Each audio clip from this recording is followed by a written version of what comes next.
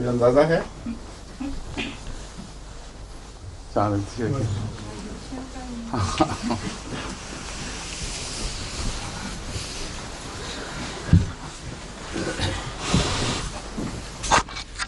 کیا خبر ہے تازہ تمہارے بھائی کی؟ ڈال دیے، منتقل کر دیے، وہ عام طور میں ڈال دیے. آج میری میل کا ایکس رے لے کے تو کریں گے کہ اچھا ابھی تک وہ نالی نکالی نہیں؟ پھر وہ کیا بات ہے، کیوں نہیں نکالتے؟ سر وہ جو ایپیگلوٹس ہے نا، وہ کہتے ہیں کہ ہو سکتا ہے وہ ڈیمیج ہوا ہو، میں بھی ڈیمیج ہوا ہے، میں بھی کہتے ہیں کہ اس کو ٹیسٹ کرنا آج، اگر وہ نہ ہو تو نہیں وہ اتنا دیر اس کو کھلائیے دوائی اللہ کے فضل سے، آدمی کا جو بھی ڈیمیج ویمیج ختم ہو چکا ہے بالکل. خام خا لگے ہوئے ہیں، وہ صاف کراؤ. ٹھیک ہے. اعوذ باللہ من الشیطان الرجیم، بسم اللہ الرحمن الرحیم. میں کہا تلاوت یہاں سے کرنی ہے یا ایھا الذین آمنوا سے؟ اچھا پھر ایک آیت پڑھ کے پھر باقی شروع کر دیتے ہیں. اعوذ باللہ من الشیطان الرجیم، بسم اللہ الرحمن الرحیم. یا ایھا الذین آمنوا ان تتقوا اللہ یجعل لکم فرقانا ویکفر عنکم سیئاتکم ویغفر لکم واللہ ذو الفضل العظیم. اے لوگو جو ایمان لائے ہو، یا ایھا الذین، ایھا خطاب کے لیے آتا ہے اور ہاں میں نے وہ، تو یا ایھا الذین آمنوا، اے وہ لوگو جو ایمان لائے ہو. عام طور پر یہ ترجمہ پہلے کیا جاتا تھا، تو حضرت مسلم موعود نے عموماً اس میں اے ایمان والو کا ترجمہ بھی کیا ہے، اور اردو میں آپ سمجھتے ہیں کہ اس کی ضرورت نہیں، مگر اے لوگو جو ایمان لائے ہو کہا جائے تو اس کا بھی میرے نزدیک مذاقہ نہیں. تو میں نے اپنے ترجمے میں یہی طریق رکھا ہے کہ اے لوگو جو ایمان لائے ہو. اور اے وہ لوگو بھی عام اردو ترجموں میں اتنا رائج ہو چکا ہے کہ اجنبی نہیں لگتا، اس لیے ہو بھی جائے تو کوئی نقصان نہیں. آمنو جو ایمان لائے ہو، ان تتقوا اللہ، اگر تم اللہ کا تقوی اختیار کرو. ان حرف شرط ہے، اگر ایسا کرو گے تو اللہ تعالیٰ کیا کرے گا؟ یجعل لکم فرقانا، جواب شرط میں بھی یہ شرط ہی کا انداز ہے، یعنی منسوب ہو گئی ہے عبارت، بجائے اس کے کہ یجعل لکم فرمایا ہے ان تتقوا اللہ، اگر تم تقوی اختیار کرو گے. یجعل لکم، تو بشرط تقوی وہ تمہیں عطا کرے گا یا تمہارے لیے بنائے گا فرقانا، ایک ایسا نشان جو غالب نشان ہو. فرقان غالب آنے والے اور کھلے کھلے اور روشن نشان کو، طاقتور غلبے کا اس میں مضمون پایا جاتا ہے. تمہیں ایک ایسا غلبہ ایسا نشان عطا کرے گا جو اپنے اندر غلبہ رکھتا ہو، اور تمہارے اور غیر کے درمیان تمیز کر دے. فرقان میں جو غلبے کا مضمون ہے وہ اس رنگ کا ہے کہ اتنی کھل جائے بات تمہارے حق میں کہ تمہارے اور جو دوسرا مخالف ہے اس کے درمیان شک کی گنجائش باقی نہ رہے. کھل کے ایک چیز ظاہر ہو جائے، اس کو فرقان کہتے ہیں. تو فرقانم ویکفر عنکم سیئاتکم، اور تمہارے سے، عنکم تم سے، تمہاری برائیاں دور فرما دے گا. ویغفر لکم، اور تمہیں بخش دے گا. یہ جو مضمون ہے یہ ہمیشہ قرآن کریم میں ایک خاص انداز سے اختیار فرمایا گیا ہے. ایک چیز کا بدلہ عطا کرنے کے بعد پھر برائیوں کا دور کرنا اور بخشش کرنا. یہ ایک محض وعدہ نہیں ہے بلکہ فرقان کا ایک حصہ بھی ہے. وہ لوگ جو اللہ سے فتح پاتے ہیں وہ پھر برائیوں میں نہیں بڑھتے. ان کا جشن فتح ان کو گندگیوں کی طرف مائل نہیں کیا کرتا بلکہ پہلے سے پاک کر دیا کرتا ہے. اور یہ فرقان کا میرے نزدیک حصہ ہے، اس کا ایک طبی لازمی جز ہے. تم جب فتح پاؤ گے، جب خدا تمہیں ایک عظیم نشان عطا فرمائے گا، تو دنیا دیکھے گی کہ تمہاری برائیاں پہلے سے بڑھنے کی بجائے کم ہو رہی ہیں، اور تم سے خدا کا بخشش کا سلوک اسی نسبت سے بڑھتا چلا جائے گا. بس جماعت احمدیہ کو بھی اللہ تعالیٰ کے فضل سے یہ فرقان عطا ہو رہی ہے. جب بھی جماعت کو کوئی نئی کامیابی عطا ہوتی ہے، کسی میدان میں ہو، عمومی رجحان احمدیوں کا استغفار کی طرف، اپنی کمزوریاں دور کرنے کی طرف اور طلب بخشش کی طرف ہوتا ہے. واللہ ذو الفضل العظیم، اور جو بڑا فضل ہے جس کا وعدہ فرمایا گیا ہے، اس کا تعلق اس دوسرے پہلو سے ہے. اگر تم برائیاں دور کرو گے اور بخشش طلب کرو گے اور اللہ بخش دے گا، تو واللہ ذو الفضل العظیم، تو خدا کے پاس فضل بے شمار ہیں، بہت بڑے فضل والا ہے.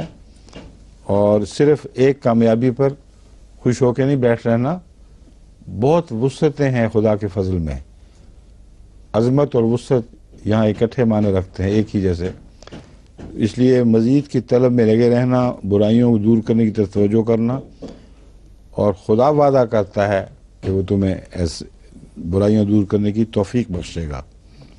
وَإِذْ يَمْكُرُ بِكَ الَّذِينَ كَفَرُوا، اور وہ وقت بھی یاد رکھنے کے لائق ہے کہ جب یہ لوگ جنہوں نے کفر کیا تیرے متعلق سازشیں کر رہے تھے، مکر کر رہے تھے، فتنے کی باتیں سوچ رہے تھے. ایک طرف فرقان کا وعدہ ہے جو خوب کھول دے گا دونوں کے درمیان کہ خدا کس کے ساتھ ہے، حق کس کی طرف ہے. اور اس سے پہلے کا یہ مضمون ہے کہ وہ بھی تو وقت یاد کرو کہ جب تم بے اختیار تھے، تم کچھ نہیں کر سکتے تھے، اس کے باوجود خدا نے تمہیں فرقان عطا کی ہے، یا فرقان کا وعدہ فرمایا ہے. جب کہ یہ لوگ کر رہے تھے، کیا مکر کر رہے تھے؟ لیثبتوک، تاکہ تجھے پابند کر دیں، او یقتلوک، یا تجھے قتل کر دیں، او یخرجوک، یا تجھے نکال دیں. یہ تین ہی ذرائع ہیں جن کے ذریعے دشمن، حق کا دشمن، حق کو ناکام کرنے کی کوشش کیا کرتا ہے. انبیاء کی تاریخ میں یہ تینوں ذرائع ملتے ہیں. یثبتو کا مطلب ہے پابند کر دیں. پابند کرنے میں کئی طریق ہیں. ایک تو یہ کہ تم نے یہاں سے ہلنا نہیں، تمہیں نکلنے کی اجازت نہیں ہے. دوسرا یہ کہ ذرائع آمد و رفت کو ختم کر دیں، جیسے حضرت صالح کی اونٹنی کی کونچیں کاٹ دی گئی تھیں. یا پابند کر دیں کہ تمہیں کوئی بیرونی آدمی نہیں ملے گا، باقی دنیا سے تمہارے رابطے کٹنے چاہیے. یہ واقعات بین ہی اسی طرح پاکستان میں ہو رہے ہیں. ابھی کچھ دن ہوئے مجھے اطلاع ملی کہ باقاعدہ ایک جگہ کی کونسل کے چیئرمین کی طرف سے تحریری نوٹس، اس پہ موریں لگی ہوئی اس کی چیئرمین کی، یہ ملا ہے کہ تمہیں ہم نے حکم دیا تھا، یعنی کونسل اب مذاہب پر قابض ہو گئی ہے. پہلے اسمبلی کی بات ہوا کرتی تھی، اب کونسلوں کو یہ حقوق مل گئے ہیں کہ ہم نے، کونسل نے تمہیں حکم دیا تھا کہ تم اپنے مذہب کو فوراً تبدیل کرو، لیکن تم نے اس حکم کی پرواہ نہیں کی اور معمولی سمجھا. اب ہم متفقہ طور پر یہ فیصلہ کرتے ہیں کہ تمہیں پابند کر دیا جائے کہ تم نہ ہمارے کنوؤں سے پانی لوگے، نہ ہمارے دکانداروں سے سودا لوگے، نہ کوئی بس تمہیں لے کے جائے گی یہاں سے، نہ کوئی بیرونی آدمی تم سے آ کے ملے گا، اور کوئی دوسرا جو آپس کا ذریعہ ہے تعلقات کا وہ تم قائم نہیں کرو گے، ورنہ اس کی سخت سزا پاؤ گے. یعنی وہاں پابند ہو کر اسی طرح دم گھٹ کے مر جاؤ، یہ تمہارے متعلق فیصلہ ہے. اور یہ جو فیصلہ ہے باقاعدہ بڑی بے باکی ہے کہ میں نے بتایا نا کونسل کی موریں لگی ہوئی، میرے پاس اس کی نقل پہنچ گئی ہے، اس کی فوٹو کاپی. تو یہ جو طریق دشمن کیا کرتا تھا، وہ کبھی یہ، کبھی وہ، کبھی وہ، یہ سارے پابندی کے طریق اکٹھے اس پر نافذ کر دیے گئے ہیں. تو جب یہ ہوتا ہے تو اللہ تعالیٰ پھر جوابی کارروائی ضرور کرتا ہے، اور وہاں بھی مجھے یقین ہے اللہ تعالیٰ اپنے فضل سے جوابی کارروائی کرے گا۔ مگر میں آپ کو مثال دے رہا ہوں کہ تاریخی باتیں نہیں ہیں، قرآن کریم ایک دائمی کتاب ہے، آئندہ زمانوں میں جو باتیں دہرائی جانے والی ہیں انہی کا تاریخ سے کے حوالے سے ذکر فرماتا ہے، اور یقتلو کا قتل کا منصوبہ بھی بناتے ہیں، یا تجھے قتل کر دیں گے یا اپنی بستی سے نکال دیں گے۔ قتل کی اٹیمپٹ بھی ہوئی، بستی سے نکالے بھی گئے، یعنی عملاً آپ کا وہاں جینا حرام کر دیا گیا، اور وہاں موجودگی میں مکے کے دوران پابندیاں بھی نافذ کی گئیں، یہاں تک کہ آپ کو ایک ایسی وادی میں پابند کر دیا گیا جہاں عملاً ہر زندگی کے ذریعے سے رابطہ مفقود کر دیا گیا، نہ پانی لینے کے لیے باہر جا سکتے تھے، نہ خوراک لینے کے لیے جا سکتے تھے، نہ پانی اور خوراک اندر آ سکتے تھے، اور دیگر تمام ذرائع۔ پس وہ مکمل بائیکاٹ جس کا اس آیت میں ذکر ہے کہ تجھ سے کیا جائے گا اور یہ کریں گے، یہ عملاً بعض احمدیوں سے پاکستان میں ہو رہا ہے اور پہلے بھی ہوتا رہا ہے۔ تو یہ اللہ تعالیٰ کی فضل سے اس فرقان کا حصہ ہے جس کا ذکر پہلے چلا ہے۔ ایک فرقان ہے صبر کی حالت کی فرقان، ایک ہے فتح کی فرقان۔ صبر میں بھی مومن ایک فرقان رکھتا ہے، ایسے حالات میں ثبات قدم اس کو ملتا ہے کہ جن حالات میں بہت ہی پختہ ایمان والے کے سوا کسی کو جرأت نہیں کہ ان حالات کا مقابلہ کر سکے اور اپنے ایمان کو قائم رکھ سکے۔ یہی فرقان ہے جو فتح کی فرقان میں بدلتی ہے۔ جیسے وہ خدا تعالیٰ سے وفا میں ایک امتیازی طریق اختیار کرتا ہے اور ثابت کر دیتا ہے کہ خدا کا بندہ ہے، اسی طرح اللہ پھر جوابی کارروائی میں اور اس کی اپنی عطا میں ان سب باتوں کو ملحوظ رکھتا ہے، ایک ایک چیز کو یاد رکھتا ہے، اور ہر نعمت میں اس کو فرقان ملتا ہے۔ اور یہ بھی ہمارا وسیع تجربہ ہے، یہاں وقت نہیں ہے تفصیل سے بیان کرنے کا، کہ جہاں جہاں جس جس قسم کے مظالم کیے گئے اللہ تعالیٰ نے اس کو نہیں بھلایا، ان مظالم سے ثبات قدم کے نتیجے میں آرام سے فضل کے ساتھ نکال بھی دیا، اور پھر یہ ساری باتیں ان پر توڑیں جو ظلم مومنوں پر توڑا کرتے تھے۔ اور وہ پہلا فرقان ہے، میں نے جیسا کہ بیان کیا، اس کا اس آیت سے گہرا تعلق ہے۔ واللہ خیر الماکرین، اور یہ وہ جو مکر کرتے ہیں وہ تو برا مکر کرتے ہیں، مگر اللہ بہتر مکر کرنے والا ہے۔ بہتر مکر میں دو معنی ہیں، اور بھی ہوں گے لیکن دو نمایاں میں آپ کے سامنے رکھنا چاہتا ہوں۔ ایک یہ کہ خدا کا مکر کامیاب ہوتا ہے، ان کا مکر ناکام ہو جاتا ہے۔ جو بہتر مکر کرنے والا ہے اس کا مکر ہی چلتا ہے۔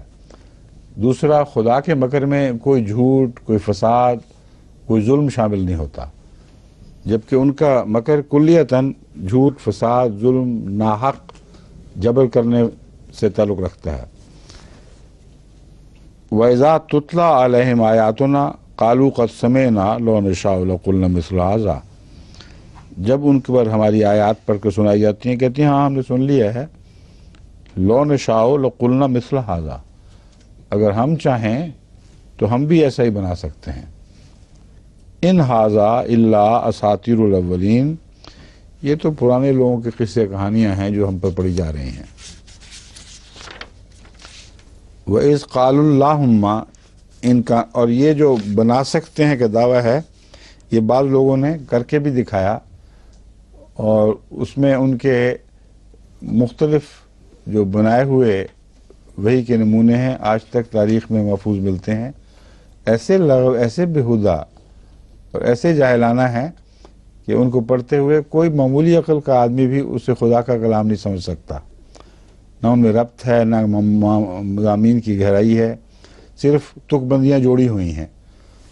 تو وہ جو دعویٰ کرتے تھے کہ ہم کر سکتے ہیں، بعضوں نے کرنے کی کوشش بھی کی اور بری طرح ناکام ہوئے۔ اذ قالوا اللہم ان کان ھذا ھو الحق من عندک، جب انہوں نے یہ کہا اللہم، اے ہمارے اللہ، ان کانا ہوا ھذا هو الحق، اگر یہی حق ہے من عندک تیری طرف سے، تو ہم تو اس حق کو قبول کرنے والے نہیں ہیں. یعنی یہی اس کو حق کہتا ہے تو، اے خدا تو نے یہ بھیجا ہے، اگر یہ درست ہے تو فامطر علینا حجارۃ، پھر ہم نے تو ماننا نہیں، پھر جو تو نے پتھر برسانے ہیں آسمان سے برسا لے، ہم پر آسمان سے پتھر برسا. اویتنا بعذاب علیم، یا ہمیں دردناک عذاب پہنچا. یہ ویسے ہی مضمون ہے جیسے میں نے پہلے بیان کیا تھا کہ تم اس سے پہلے فتح مانگتے تھے، اب دیکھ لو فتح پڑ گئی تم پر. اور اس کے ساتھ وہ آیت یہ ہمارے قمر صاحب نے مجھے یہی جوڑا لکھا اور یہی میرے ذہن میں تھا کہ میں آپ کو بتاؤں گا کہ بعض دعائیں مانگتے ہیں اور وہ قبول بھی ہو جاتی ہیں، اور پہلے فتح کے نتیجے میں بھی، فتح مانگنے کے نتیجے میں بھی خدا نے فتح دکھا دی، اور ایسی نمایاں اور روشن کہ اس کے اثر سے بھاگ نہیں سکتے تھے پھر وہ. اب یہاں پتھر بھی برسا کے دکھا دیے اللہ نے. وما رمیت اذ رمیت ولکن اللہ رما میں عملاً انہی کی مانگی ہوئی دعا قبول ہوئی ہے. اللہ نے کہا اگر پتھر ہی کھانے ہیں تو پھر پتھر بھی ہم تمہیں برسا دیں گے. اور وہ گرے آسمان سے تھے. تبھی خدا فرماتا ہے تو نے مٹھی نہیں چلائی بلکہ خدا نے چلائی تھی. جو آندھی چلی ہے وہ تو جو پتھر کنکر آسمان پر لے جاتے ہیں بگولے، وہ برستے ہیں یا پھر وہ آندھی کے ساتھ آ کے چہروں پہ پڑتے ہیں. تو وہ بعض دعائیں دشمن کی قبول ہو جاتی ہیں. اس قسم کی جو دعائیں ہیں نا جو اپنے خلاف ہوں وہ قبول ہو جاتی ہیں، اور بس ایسی ہی ہوتی ہیں، اس کے سوا نہیں ہوتی. تو ان لوگوں کو کوئی وہ نہیں ہوتا، خوف نہیں ہوتا. بعض جرأت سے کہتے ہیں کہ اے خدا یہ بات ہے تو ہم پر یہ کر کے دکھا دے.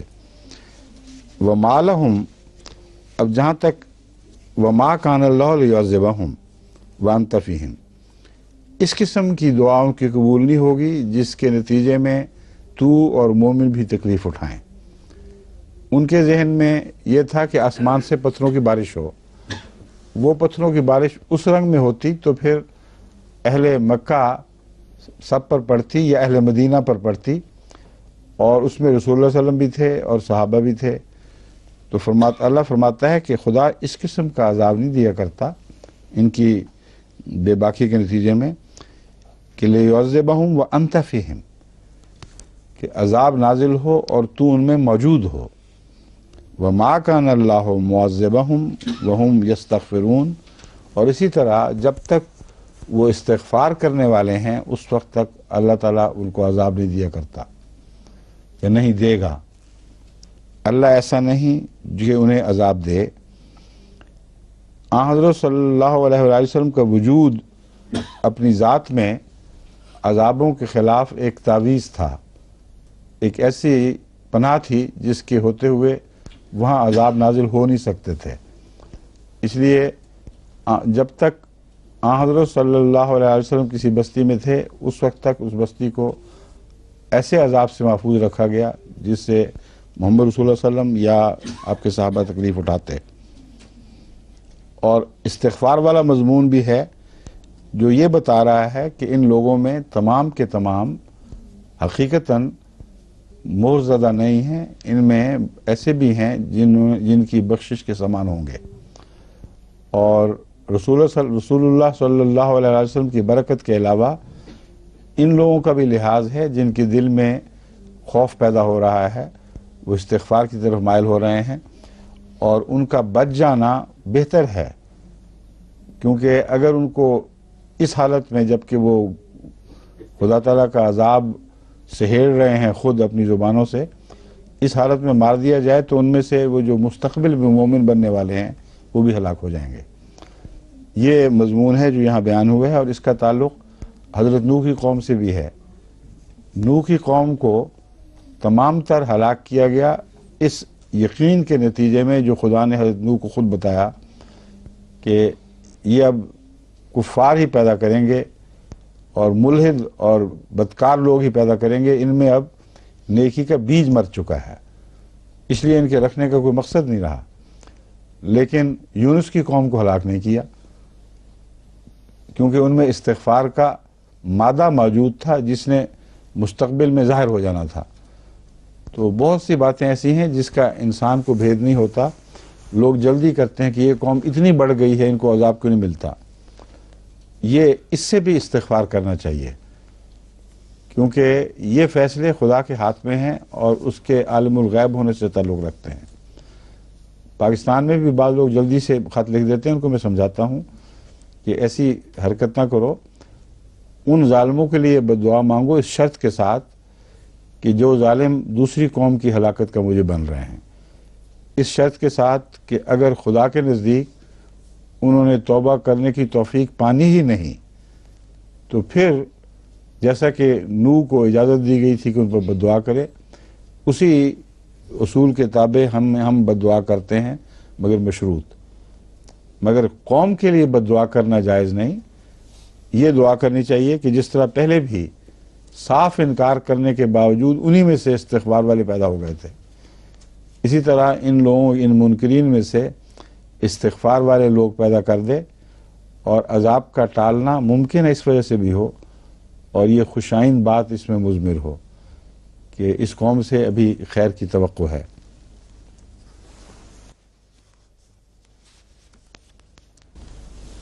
وَمَا لَهُمْ أَلَّا يُعَذِّبَهُمُ اللَّهُ وَهُمْ يَصُدُّونَ عَنِ الْمَسْجِدِ الْحَرَامِ وَمَا كَانُوا أَوْلِيَاءَهُ.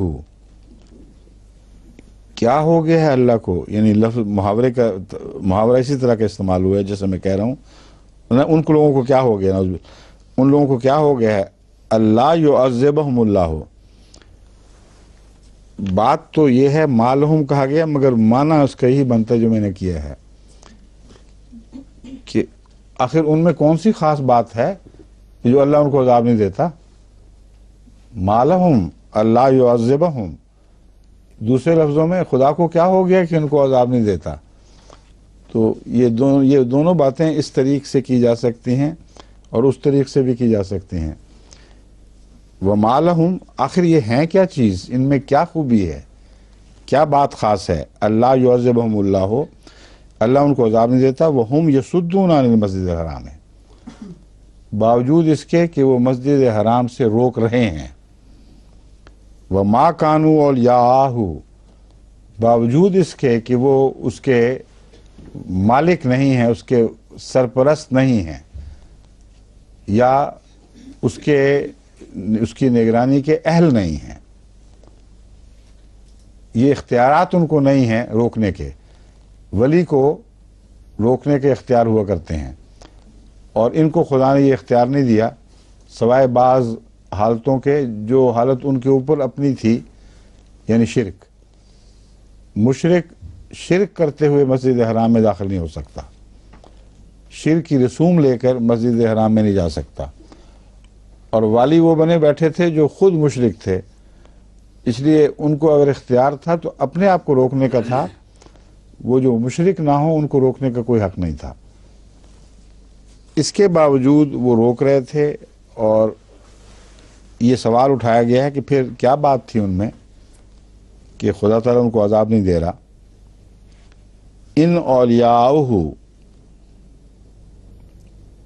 حقیقت میں اس کے والی کون ہیں، اس کے مستحق، اس کے شایان شان لوگ کون ہیں. الا المتقون، متقیوں کے سوا کوئی نہیں. ان اولیاءہ الا المتقون ولکن اکثرہم لا یعلمون. وہ ما لہم میں جواب اب نہیں آیا ہوا، لیکن جواب اس میں مضمر ہے. جواب مضمر یہ ہے کہ ان میں کوئی خاص ایسی بات نہیں ہے کہ ان کی وجہ سے عذاب روکا جائے. عذاب رکنے کی وجہ پہلے بیان کی جا چکی ہے، اس لیے اسے دہرایا نہیں گیا. تو یہ جو سوال ہے یہ دراصل تنبیہ کا معنی رکھتا ہے کہ ان بیوقوفوں کو سوچنا چاہیے کہ ان میں کوئی بات بھی ایسی نہیں کہ جن کی وجہ سے اللہ ان کو عذاب نہ دے. عذاب دیے جانے کی ساری باتیں ان میں موجود ہیں. پھر کیوں نہیں دے رہا، یہ اس لیے نہیں دہرایا کہ پہلے یہی بات تو اللہ بیان فرما چکا ہے. وانتا فیہم، ایک یہ کہ تو ان میں موجود ہے.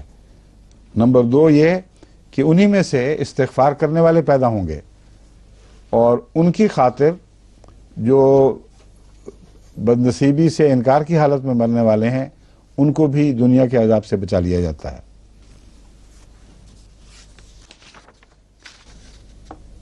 اور جہاں تک ان کی عبادتوں کا تعلق ہے اس کا خدا سے کوئی بھی تعلق نہیں۔ وما کانا صلاتہم عند البیت الا مقام و تصدیہ، کہ ان کے لیے سوائے سیٹیوں اور تالیاں بجانے کے کوئی بھی ان کو عبادت نہیں آتی۔ وہاں جا کے شور شار ڈالتے رہتے ہیں، جس طرح بعض لوگ قوالیاں کرا لیتے ہیں اور کھیل تماشے بنا لیتے ہیں کہ جی بڑی خدا کی عبادت ہو رہی ہے۔ یہی حال ان بدنصیبوں کا تھا کہ بیت اللہ کے ارد گرد یا اس میں داخل ہوتے ہوئے یہ شور ڈالا کرتے تھے اور سیٹیاں بجانی، تالیاں بجانی، یہی ان کی عبادت تھی۔ فذوقوا العذاب بما کنتم تکفرون، پس اب اس عذاب کو چکھو اس وجہ سے کہ تم اس کا انکار کیا کرتے تھے، یا بوجہ اس کے کہ تم نے کفر اختیار کیا۔ اس کا مطلب ہے وہ شرطیں اٹھ گئی ہیں، اب کیوں ان کو عذاب نہیں دیا جاتا تھا، اب وہ ٹکرانے کے لیے سامنے آ گئے ہیں، اب ان کو عذاب دیا جائے گا مگر مومنوں کے ہاتھوں سے، اور اس میں سے بھی نیک بیج کو خدا تعالیٰ بچا لے گا۔ یہ پچھلی تمام آیات کا اجتماعی اثر یہ بنتا ہے کہ اب عذاب بھی دیا جائے گا مگر ان شرطوں کے ساتھ جو پہلے بیان ہو چکے ہیں۔ ان الذین کفروا ينفقون اموالهم لیصدوا عن سبیل اللہ، وہ لوگ جنہوں نے انکار کیا ہے اپنے اموال خرچ کرتے ہیں، لیصدوا عن سبیل اللہ، تاکہ اللہ کے رستے سے روکیں۔ اس لیے یاد رکھنا چاہیے کہ اموال کا خرچ دشمن بھی کرتا ہے اور خدا کے رستے سے روکنے کے لیے خرچ کرتا ہے، خدا کے رستوں کو وسیع کرنے کے لیے نہیں کرتا۔ یہ بھی ایک پہچان ہے۔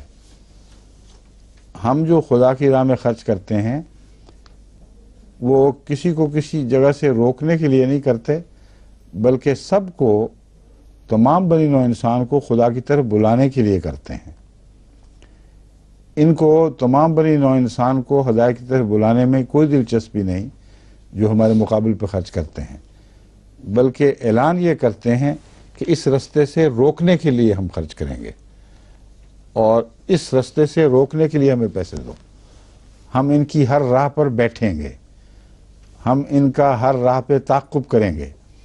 تو ان کا مقصود ایک جماعت ہے، خدا کی طرف بلانا ان کے پیش نظر ہے ہی نہیں، اور اس لیے بھی ثابت ہو جاتا ہے کہ نہیں کہ خدا کی طرف بلانے والے نے کبھی بھی تلوار کی نوک سینے پر رکھ کے خدا کی طرف نہیں بلایا، جبر سے ایمان پیدا کرنے کی کبھی کوشش نہیں کی گئی۔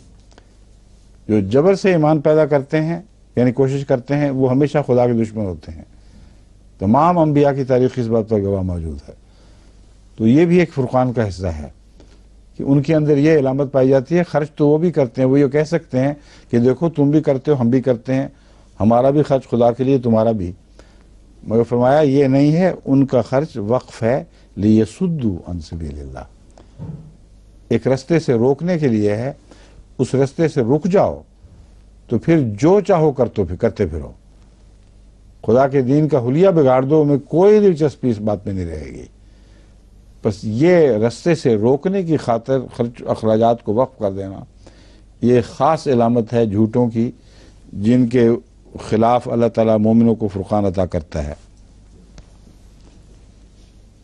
فَسَيُنْفِقُونَهَا ثُمَّ تَكُونُ عَلَيْهِمْ حَسْرَةً ثُمَّ يُغْلَبُونَ، یہ فرقان کا دوسرا حصہ ہے۔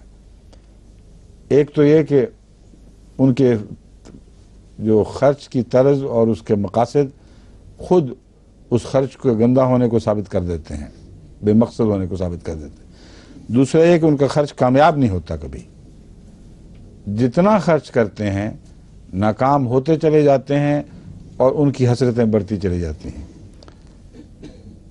ثم یغلبون، پھر ان کے خلاف غلبہ عطا کیا جاتا ہے مومن کو، وہ مغلوب ہو جاتے ہیں۔ جماعت کے ساتھ ان کی ٹکر میں دیکھنے یہی ہو رہا ہے، جتنا خرچ کرتے ہیں رستے سے روکنے کے لیے، وہ خرچ ناکام اور نامراد ہو جاتا ہے۔ جتنا جماعت خرچ کرتی ہے اس کے مقابل پر وہ چھوٹی سی کمزور غریب جماعت، وہ اس کو اتنی برکت ملتی ہے کہ ان کی تمام حکومتوں کے خرچ بھی اس کے سامنے کوئی پھل نہیں دکھا سکتے، بلکہ نامراد اور محروم رہ جاتے ہیں۔ تو یہ ساری میں آپ کو سمجھا رہا ہوں فرقان کی قسمیں ہی ہیں جو بیان ہو رہی ہیں۔ فرقان سے مراد یہ نہیں کہ کسی جنگ میں اچانک فتح ہو جائے، وہ بھی مراد ہے، لیکن یہ فرقان ہے جو ساری زندگی میں ساتھ دیتی ہے، مومن کی شخصیت کا حصہ بن جاتی ہے، مومن کی جماعت کو دوسری جماعتوں سے ممتاز کر کے دکھا دیتی ہے۔ والذین کفروا الی جہنم یحشرون، اور وہ لوگ جنہوں نے کفر کیا ہے وہ جہنم کی طرف اکٹھے کر کے لے جائے جائیں گے، یا یحشرون اکٹھے کیے جائیں گے، الی جہنم، جہنم کی طرف اکٹھے کیے جائیں گے، لے جائے جائیں گے کا مفہوم اس میں شامل ہے، اگرچہ لے جائے کا لفظ استعمال نہیں ہوا۔ لیمیز اللہ الخبیث من الطیب، اب یہ ساری باتیں فرقان کی تھیں، تبھی آخری نتیجہ یہاں یہ نکالا ہے، لیمیز اللہ الخبیث من الطیب۔ اصل مقصد تو فرقان کا یہ ہے کہ ناپاک پاک سے الگ ہو کے ایک طرف ہٹ جائے اور اس کی ناپاکیاں اکٹھی ہونی شروع ہو جائیں، اور دن بدن وہ دکھائی دینے لگے دنیا کو کہ یہ گندگی ہے۔ وَيَجْعَلُ الْخَبِيثَ بَعْضَهُ عَلَى بَعْضٍ، پھر ایک خبیث کو دوسرے خبیث پر ڈال دے۔ ان کا اجتماع جو ہوتا ہے وہ بھی ایسا ہی ہوتا ہے، آپس میں جو اتحاد چلتے ہیں وہ بھی ناپاک ارادوں کے اتحاد ہیں، ظلم اور صفاقی کے اتحاد ہیں۔ پھر یرکمہ، اس کے ڈھیر بنا دے، جمیعاً سب کو سب، فیجعلہ فی جہنم، پھر ان کو کٹھے ڈھیری کی ڈھیری کو جہنم میں پھینک دے۔ یہ مقصد ہے اللہ تعالیٰ کا۔ یہ فرقان آخر پر، یوم آخر یا قیامت کے دن اس طرح کھل کر بھی ظاہر ہو جائے گی۔ اولئک ھم الخاسرون، یہی وہ لوگ ہیں جو گھاٹا کھانے والے ہیں۔ اچھا جی، اعوذ باللہ من الشیطان الرجیم، بسم اللہ الرحمن الرحیم۔ قل للذین کفروا ان ینتہوا یغفر لهم قل للذین کفروا ان ینتہوا یغفر لهم ما قد سلف وَإِن يَعُودُوا فَقَدْ مَضَتْ سُنَّةُ الْأَوَّلِينَ وَقَاتِلُوهُمْ حَتَّى لَا تَكُونَ فِتْنَةٌ وَيَكُونَ الدِّينُ كُلُّهُ لِلَّهِ فَإِنِ انتَهَوْا فَإِنَّ اللَّهَ بِمَا يَعْمَلُونَ بَصِيرٌ وَإِن تَوَلَّوْا فَاعْلَمُوا أَنَّ اللَّهَ مَوْلَاكُمْ نعم المولا و نعم النصير واعلموا انما غنمتم من شيء فان لله خمسه وللرسول ولذي القربى واليتامى والمساكين وابن السبيل ان كنتم آمنتم بالله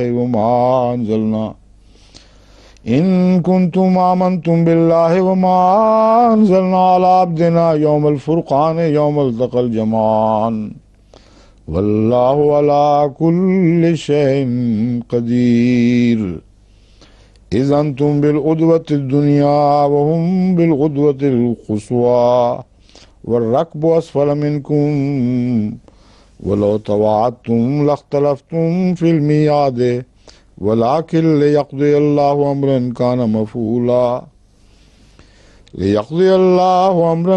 مفعولا ليهلك من هلك عن بينة ويحيى من حي عن بينة وإن الله سميع عليم إذ يريكهم الله في منامك قليلا ولو أراكهم كثيرا لفشلتم ولتنازعتم في الأمر ولكن الله سلم إنه عليم بذات الصدور وإذ يريكموهم إذ التقيتم في أعينكم قليلا ويقللكم في أعينهم ليقضي الله أمرا كان مفعولا وإلى الله ترجع الأمور۔ कुल लजीना से जैसे पहले कुल लजीना कफरू इन यंतहू युगफर लहुम मा कद सलफ व इन यऊदू फ़क़द मदत सुन्नतुल अव्वलीन। तू कह दे उन लोगों से जिन्होंने कुफ्र किया है, अल्लज़ीना कफ़रू इन यंतहू युगफर लहुम, यानी उनके लिए अभी बख्शिश के दरवाजे बंद नहीं हुए, अगर वो बाज आ जाएं युगफर लहुम, उनको बख्श दिया जाएगा। मा क़द सलफ, जो गुजर गया वो गुजर गया, वो माफ़ कर दिया जाएगा। वहीं यहूदू, और अगर उन्होंने फिर तकरार की, अपनी दुश्मनी की और शरारतों की, फ़क़द मदत सुन्नतुल अव्वलीन, तो फिर पहले लोगों की सुन्नत तो गुजर ही चुकी है। जानते हो कि पहली कौमों ने जब ऐसा किया तो उनके साथ खुदा ने क्या सलूक किया। वक़ातिलूहुम हत्ता ला तकून फितनतुम, उनसे तुम लड़ते रहो यहाँ तक के, उनसे क़िताल करते रहो यहाँ तक के ला तकून फितनतुन, यहाँ तक कि फितना बाकी न रहे। व यकून दीन कुल्लुहु लिल्लाह, और दीन का मामला कुल्लियतन खुदा की तरफ मंसूब हो और बंदों की रज़ा का उसमें दखल न रहे। ये एक बहुत ही अजीमुशान तारीफ है फितने की। ये कहते हैं हम फितना मिटाने के लिए तलवार उठा रहे हैं, और फितने की तारीफ ये है कि इस दीन को हम ज़बरदस्ती ठीक कर रहे हैं। जो अपने अकायद इन लोगों ने बनाए हुए हैं वो चूँकि गलत हैं, हमारे अकायद से मुख्तलिफ हैं, इसलिए हम इस फितने को तलवार के ज़रिए कुचलना चाहते हैं। अल्लाह ताला ने फितना की बिल्कुल बरक्स तरह तारीफ फरमाई है। अल्लाह ताला फरमाता है जब तक दीन की आज़ादी कायम नहीं हो जाती और अल्लाह के लिए कोई ईमान लाता या अल्लाह का इनकार करता है तो अपनी मर्ज़ी से करता है, ये मज़मून जब तक साबित ना हो जाए उस वक्त तक फितना है।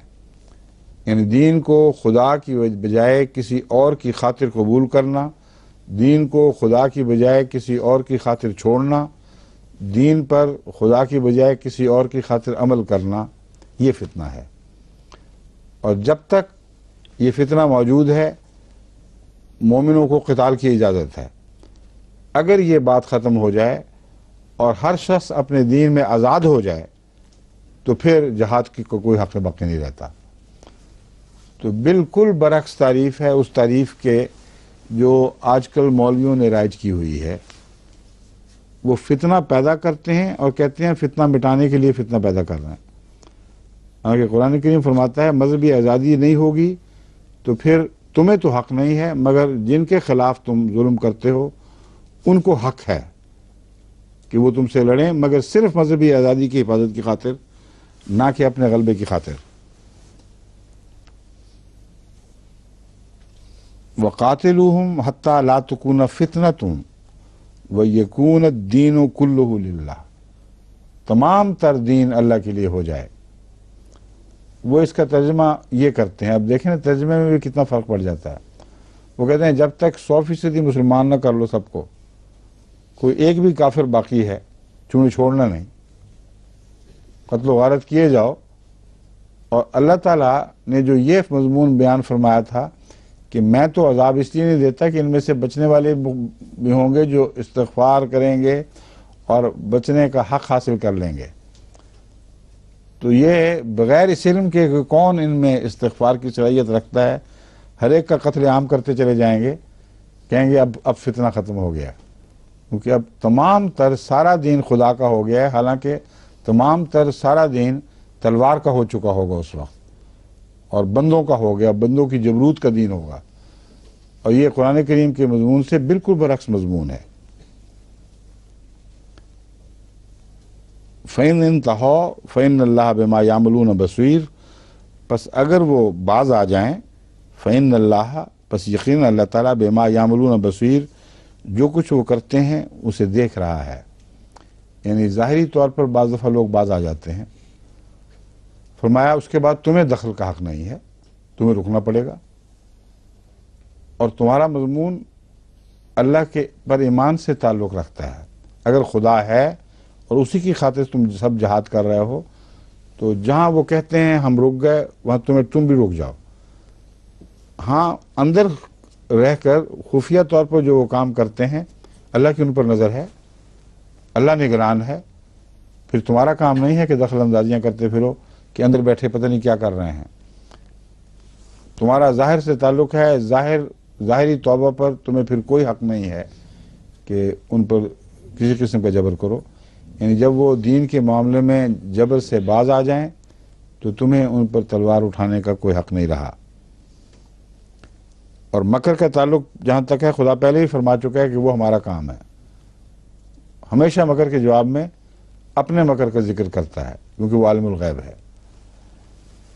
وَإِن تَوَلَّوْا فَاعْلَمُوا أَنَّ اللَّهَ مَوْلَاكُمْ، اور اگر وہ منہ موڑ لیں یا پیٹھ پھیر کر چلے جائیں تو جان لو کہ ان اللہ مولاکم، کہ تم جان لو کہ اللہ تمہارا مولا ہے. یہاں ولایت کا مضمون دو طرح سے ہے. ایک تو اس کا یعنی مادہ تقریباً وہی ہے، مگر تولو میں پیٹھ پھیرنا مراد ہے. تو پیٹھ پھیرنے کے ساتھ گویا ان کی دوستی بھی تو جاتی رہی، انہوں نے تمہیں چھوڑ دیا. تو اللہ تعالیٰ فرماتا ہے کہ تم یاد رکھو، تمہیں کوئی چھوڑ دے تو کوئی بھی فرق نہیں پڑتا، اللہ تمہارا مولا ہے. جب تک وہ تمہیں نہ چھوڑے تمہیں کوئی نقصان نہیں ہے. سب دنیا بھی چھوڑ دے اس کی قطن پرواہ نہ کرو. نعم المولا و نعم النصیر، کیا ہی اچھا مولا ہے اور کیا ہی اچھا مدد کرنے والا ہے. وَاعْلَمُوا أَنَّمَا غَنِمْتُم مِّن شَيْءٍ فَأَنَّ لِلَّهِ خُمُسَهُ، اور جان لو کہ جو بھی مال غنیمت تمہارے ہاتھ لگے. اس میں فتوحات کی جو پیشگوئیاں ہیں، جیسا کہ میں نے بیان کیا تھا، فرقان کا ایک تو وہ معنی ہے جو مومن کی زندگی میں ایک انقلاب برپا ہو جاتا ہے اور وہ اسے فرقان عطا کرتا ہے. اس فرقان کے بعد پھر خدا کی طرف سے فتح کے نشانات بھی فرقان کے طور پر ملتے ہیں اور وہ کھرے کھوٹے میں بالکل تمیز کر کے الگ کر کے دکھا دیتے ہیں. کیونکہ جو مومن کی زندگی کی فرقان ہے وہ اکثر دنیا کے اندوں کو دکھائی نہیں دیتی، مگر وہ فرقان لازماً فتح کے نتیجے تک پہنچتی ہے. اور پھر خدا وہ یوم فرقان لے آتا ہے جس میں کھرے کھوٹے کی تمیز بالکل عیاں ہو جاتی ہے. ہر ایک کو پتہ چل جاتا ہے کہ کس کو خدا نے غلبہ عطا کیا ہے، کون مغلوب کر دیا گیا. تو اس لیے وہاں چونکہ اموال غنیمت بھی ہاتھ آنے تھے، اموال غنیمت کا تقسیم کا کیا طریق ہوگا، کون حقدار ہے، یہ سارے تذکرے یہاں یہ سارے ذکر فرما دیے گئے. جان لو کہ انما غنمتم من شیء، جو بھی تم مال غنیمت کے طور پر حاصل کرو، فان للہ خمسہ وللرسول ولذی القربى، تو اس کا 5واں حصہ اللہ کے لیے ہے. یعنی دین کے کاموں پر خرچ ہوگا، انفرادی طور پر مجاہدین میں تقسیم نہیں ہوگا. 5واں حصہ ہر فتح کے بعد حاصل ہونے والے مال کا دینی کاموں کے لیے وقف کر دیا جائے گا.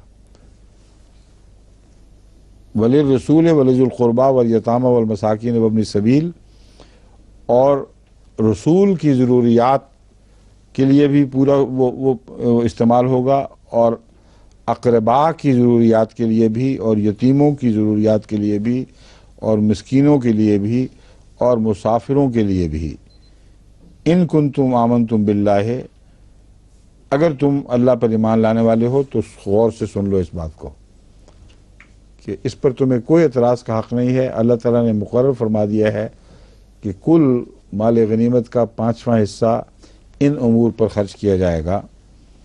وما انزلنا علی عبدنا یوم الفرقان یوم التقى الجمعان، اگر تم ایمان لاتے ہو اللہ پر اور اس پر جو ہم نے اپنے بندے کی طرف اتارا، اپنے بندے پر اتارا، یوم الفرقان، اس فرقان کے دن، یوم التقى الجمعان، جس دن دو جمعیتیں باہم ٹکرا گئی تھیں، التقاء ہوا، ان کا ملاقات ہوئی، یعنی مٹ بھیڑ ہوئی ان کی.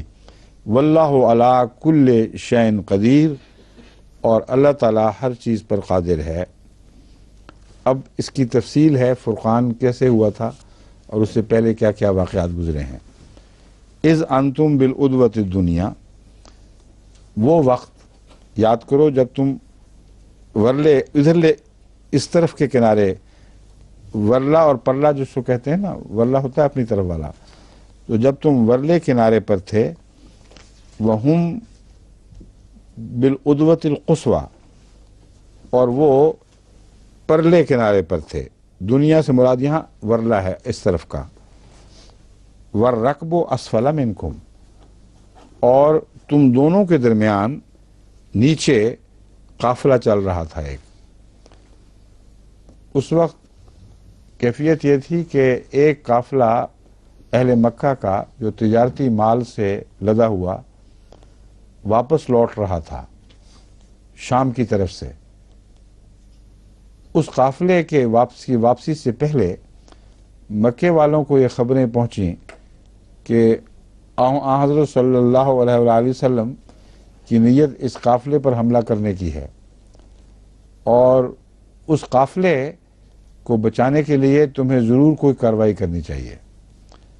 اس پر انہوں نے ایک بہت زبردست فوج تیار کی جو 1000 جوانوں پر مشتمل تھی، گھڑ سوار بھی تھے، اونٹ سوار بھی تھے، ہر طرح کے ہتھیاروں سے لیس۔ وہ فوج ہے جس کی ٹکر لگی ہے بدر کے میدان میں آن حضرت صلی اللہ علیہ وسلم اور آپ کے ساتھیوں کے ساتھ۔ یہ لشکر انہوں نے تیار کیا تھا ان کو بچانے کے لیے، اپنے قافلے کو بچانے کے لیے، اور اللہ تعالیٰ نے یہ فیصلہ کیا تھا کہ قافلے کے پر حملہ کریں ہی نہ مومن، اور ان کا آنے کا کچھ بھی جواز نہ ہو۔ قافلے پر حملہ کرتے ہوئے نعوذ باللہ اگر پکڑے جاتے تو پھر تاریخ میں یہ بات محفوظ رہتی کہ کچھ لٹیرے تھے نعوذ باللہ، انہوں نے مال کی خاطر حملے کیے اور شکست کھائی یا فتح پائی، دونوں صورتوں میں وہ ان کا عمل میلا ہو جاتا۔ تو اللہ تعالیٰ کی تقدیر یہ تھی کہ ان کو نکالے اس لیے کہ وہ مال کی لالچ میں نکلیں اور ان کی جانیں یہاں قربان کی جائیں اور انہیں بری طرح برباد کر دیا جائے کہ گویا ان کی جڑیں کاٹی جائیں۔ یہ پلان اللہ کی تھی۔ یہ جو مکر والا مضمون ہے یہ اسی طرح جاری اب تک چل رہا ہے۔ اسی طرح خدا کس طرح مکر کیا کرتا ہے۔ تم تھے ورلے کنارے پر، دشمن کی فوج جو 1000 جوانوں پر مشتمل جو میں نے بیان کیا ہے وہ پرلے کنارے پر تھی۔ ہاں نچلی سطح پر بیچ میں سے قافلہ بہ رہا تھا۔ وَلَوْ تَوَاعَدْتُمْ لَاخْتَلَفْتُمْ فِي الْمِيعَادِ، اور اگر تم ایک دوسرے کے ساتھ مل کر یہ عہد بھی کر لیتے کہ ہم ضرور لڑیں گے اور خدا کی خاطر قربانیاں پیش کریں گے، لَاخْتَلَفْتُمْ فِي الْمِيعَادِ، تم ضرور اس فیصلے میں اختلاف کرتے کہ کیسے لڑیں گے، یعنی مقصد کیا ہے ہمارے، جو وعدہ ہم سے کیا گیا ہے یا ہم نے خدا سے کیا ہے اس کے مقصد میں، اس کی تعیین میں تم اختلاف کرتے۔ بعض لوگ اور اکثر ایسے تھے جو یہ چاہتے تھے کہ نرم چیز ہاتھ آئے، قافلے پر حملہ ہو اور دشمن کی جو مسلح فوج ہے اس سے بچ سکیں اور قافلے پر حملہ کر کے زیادہ سے زیادہ فائدہ اٹھا لیں۔ یہ اختلاف ہے جس کے متعلق اللہ تعالیٰ فرماتا ہے میعاد۔ میعاد تو مدت کو کہتے ہیں، مگر میعاد وعدے کی نوعیت کے لیے استعمال ہوا ہے۔ وہ وعدہ جو تم نے کیا تھا، تم اگر اس پر قائم ہو جاتے ہیں، پوری طرح عہد کر لیتے ہیں کہ ہم خدا کی خاطر لڑیں گے، پھر بھی اس کے طریقے کے متعلق اختلاف ہو جاتا کہ وہ وعدہ کیسا پورا کیا جائے۔ وَلَٰكِن لِيَقْضِيَ اللَّهُ أَمْرًا كَانَ مَفْعُولًا، لیکن بات یہ تھی کہ وہی ہونا تھا جو اللہ نے کرنا تھا۔ لِيَقْضِيَ اللَّهُ، مقصد یہ تھا کہ اللہ کی قضا ضرور چلے اس معاملے میں، کانا مفعولا، جسے ہو کر رہنا تھا، یعنی ایسی تقدیر تھی جسے کوئی ٹال نہیں سکتا تھا۔ اور وہ تقدیر کیا تھی؟ وہ تقدیر صرف تلوار کے ذریعے ہلاکت مراد نہیں تھی۔ تقدیر یہ تھی کہ وہ قوم یا وہ نظریہ جس میں زندہ رہنے کی صلاحیت ہے اسے زندہ رکھا جائے، اور وہ نظریہ جس کے خمیر میں ہلاکت ہے اسے ہلاک کر دیا جائے۔ یہ اعلیٰ مقصد پیش نظر تھا۔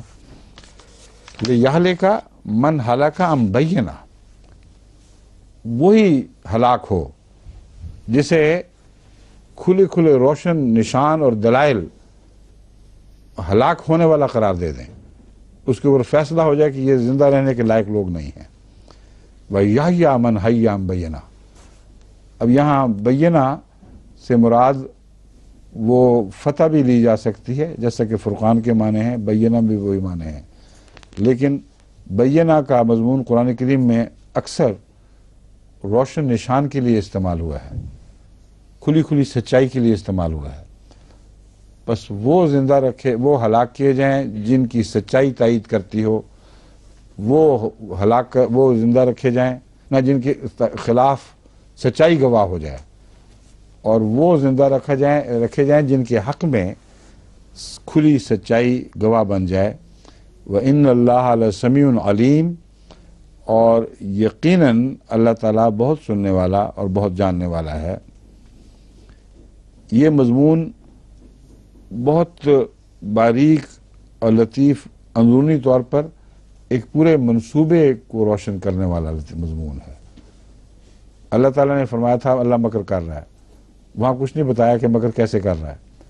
اب خدا کے مکر جو حسن مکر ہے، بہت ہی خوبصورت مکر ہے، اس کے طریقے کھولے گئے ہیں۔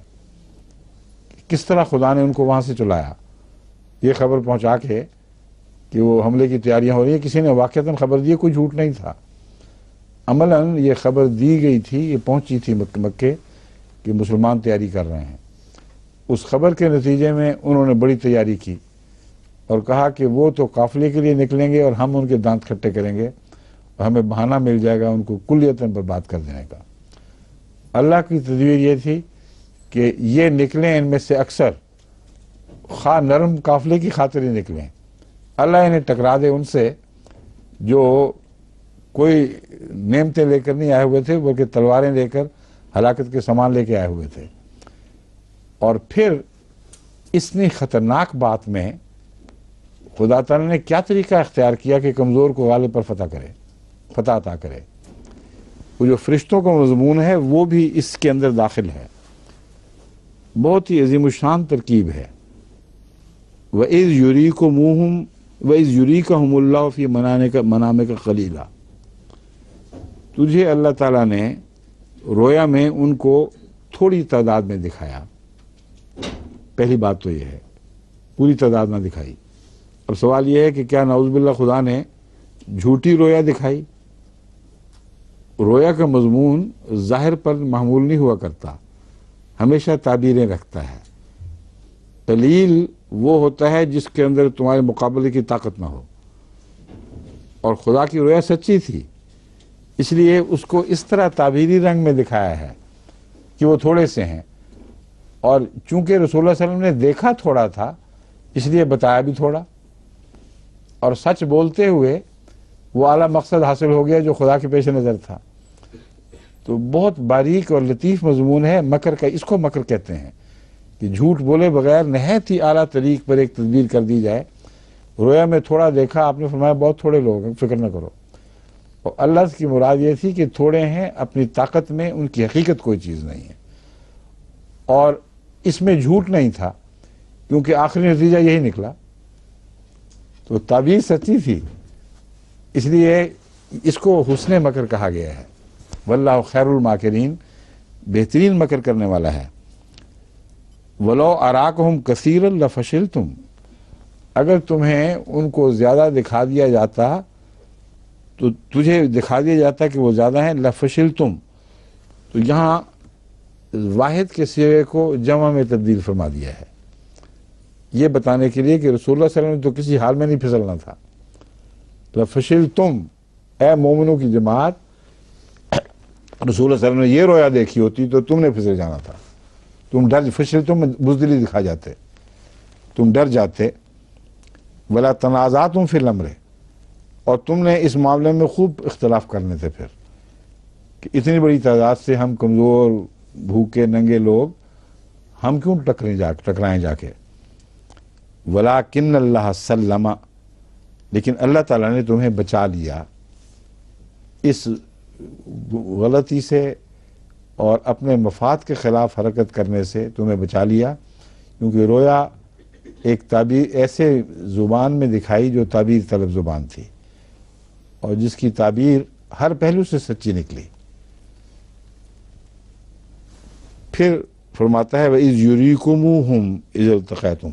اب ایک اور مضمون ہے، جیسا کہ رسول اللہ صلی اللہ علیہ وسلم کو دکھایا گیا تھا رویا میں، یہ ثابت کرنے کے لیے کہ خدا نے دکھایا تھا اور اللہ تعالیٰ اس بات پر قادر ہے کہ نفسیاتی لحاظ سے لوگوں کو ایک زیادہ چیز تھوڑی بھی دکھا دے، یا ان کی جمعیت کی طرز ایسی ہو کہ اکثر پردے کے پیچھے چھپے ہوں اور تھوڑے دکھائی دے رہے ہوں۔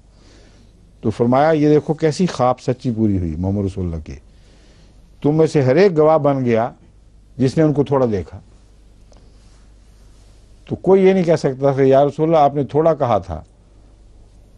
اللہ تعالیٰ فرمایا تم میں سے ہر ایک نے ان کو تھوڑا دیکھا اور رسول اللہ صلی اللہ علیہ وسلم کی صداقت پر گواہ بن گیا، مگر یہ اللہ دکھا رہا تھا فی اعینہم، ان لوگوں کے وَيُقَلِّلُكُمْ، اچھا سوری دوسرا اگلا حصہ اعینہم کا، فی اعینکم پہلے ہے، تمہاری آنکھوں نے ان کو تھوڑا دیکھا، یا اللہ تعالیٰ نے تمہیں دکھایا کہ وہ تھوڑے ہیں اور تمہاری آنکھوں کے اندازے میں وہ تھوڑے دکھائی دیے۔ وَيُقَلِّلُكُمْ فِي أَعْيُنِهِمْ، اور ان کی آنکھوں کی دیکھنے میں تم انہیں تھوڑے دکھائی دیے، خدا نے ان کو ایسا کر دیا کہ ان کی نظر میں تم تھوڑے ہو گئے۔ لِيَقْضِيَ اللَّهُ أَمْرًا كَانَ مَفْعُولًا، تاکہ وہ بات جس نے ہو کر رہنا ہے اللہ تعالیٰ اسے ثابت اور جاری فرما دے۔ اب یہ لطف کی بات ہے کہ دشمن کو بجائے اس کے کہ بڑا دکھاتا، مومنوں کی جماعت کو بڑا کر کے دکھاتا، ان کو بھی تھوڑا ہی دکھایا ہے۔ یہ کیا وجہ ہے؟ ایک تو میدان جنگ کا جو نقشہ ہے اس کے اونچ نیچ وہ اس سے ظاہر ہوتا ہے۔ معلوم ہوتا ہے میدان جنگ اس طرح کا تھا کہ دونوں میں سے کوئی لشکر بھی دوسرے لشکر کو پورا نہیں دیکھ سکتا تھا، اور دوسرا نفسیاتی کیفیات خدا نے ایسی کر دیں، فرشتوں نے ایسا اثر ڈالا کہ وہ ان کو تھوڑا دکھائی دینے لگے۔ اب ایک انسان جو بات بناتا ہے وہ تو یہ سوچتا ہے کہ مومنوں کو تو وہ تھوڑے دکھائی دیتے تھے ان کو حوصلہ بڑھانے کے لیے، اور دشمن کو مومن بہت بڑے دکھائی دے رہے تھے تاکہ ان کا حوصلہ پست ہو۔ یہ تبھی نتیجہ نکلتا ہے، مگر یہ نتیجہ اس لیے نہیں نکالا کہ عملاً نفسیاتی لحاظ سے اس کا یہ اگر ہوتا تو مومنوں کے خلاف بہت ہی مہلک بات ہوتی۔ جہاں تک مومنوں کے حوصلے کا تعلق ہے وہ ان کو تھوڑا سمجھ کر حملے کے لیے تیار ہو گئے۔ ان کو اگر مومن زیادہ دکھائی دیتے تو پہلے ہی زیادہ تھے، وہ اور زیادہ اپنی کمریں کس لیتے، یا بھاگ ہی جاتے، چھوڑ ہی دیتے اور وہ تقدیر پوری نہ ہوتی۔ یہ لڑتے تو یہ سمجھتے کہ بہت زبردست جفاکش فوج سامنے کھڑی ہے، تعداد میں بھی بہت زیادہ ہے، ہمیں اپنی تمام تر طاقت کو استعمال کرنا ہوگا ورنہ ہم ناکام ہو جائیں گے۔ تو اللہ نے ان کو اتنے تھوڑے دکھائے کہ وہ آسان سمجھنے لگے۔ جس طرح ایک بوجھ کو آپ تھوڑا سمجھ کے اٹھائیں تو بعض دفعہ کونی نکل جاتی ہے، بعض دفعہ کلائی کو تکلیف پہنچ جاتی ہے۔ یہ اپنا بچہ بھی یا ایک بچہ بھی اگر چھوٹا سا سمجھ کے آپ اٹھائیں اور وہ ہو بھاری، جیسا حیات فیملی کے بچے ہیں تو کمر میں چک نکل جاتی ہے بعض لوگوں کی۔ یہ مضمون ہے کہ ان کو تھوڑا دکھا رہے تھے اور تھے تم بھاری، کیونکہ تمہارے اندر وہ صفات خدا تعالیٰ نے پیدا فرما دی تھی جو تمہاری تھوڑی تعداد کو بھی بڑا وزن عطا کر رہی تھی، اور وہ پہلے اپنے آپ کو زیادہ سمجھے ہوئے تھے، اوپر سے ان کو تم اور بھی تھوڑے دکھائی دیے۔ تو انہوں نے کہا یہ تو کچھ معمولی تر نوالا ہے، معمولی سی بات ہے، اس لیے ہلکے پھلکے انداز سے وہ میدان میں اترے ہیں، اور تم پر خوف نہیں رہا۔ ان کو تھوڑا دکھانا کا یہ مطلب نہیں ہے کہ تمہاری تعداد سے تھوڑا، ان کو ان کی تعداد سے تھوڑا دکھایا گیا ہے، جس کا مطلب ہے کہ تمہیں یہ حوصلہ تھا کہ ہاں ہم فتح حاصل کر سکتے ہیں، اس یقین سے تم میدان میں اترے ہو۔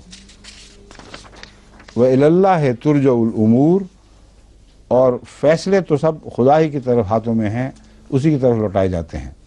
بس یہ مکر کی تفصیل ہے، اللہ کے مکر کیا ہوتے ہیں اور کیسے لطیف مضامین ہیں جو ایک لمبے عرصے سے تیاری ہو رہی ہے جن کی، ان کو اطلاع پہنچانا، پھر رسول اللہ صلی اللہ علیہ وسلم کو رویا دکھانا، اس کی تائید میں صحابہ کو دکھانا، اور وہ یہ ثابت کر دینا کہ یہ دکھانا ہی تمہارے حق میں بہتر تھا، اور غیروں کو بھی اسی کی طرح کی چیز دکھا دینا، اور وہی چیز مومنوں کے حق میں فائدہ مند اور ان کے لیے مہلک.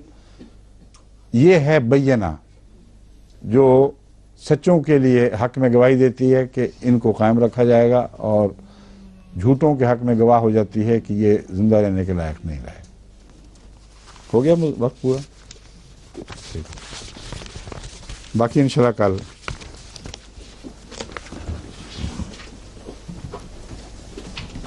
اب آپ کی باری ہے، آپ کی شام کو ہے. اچھا.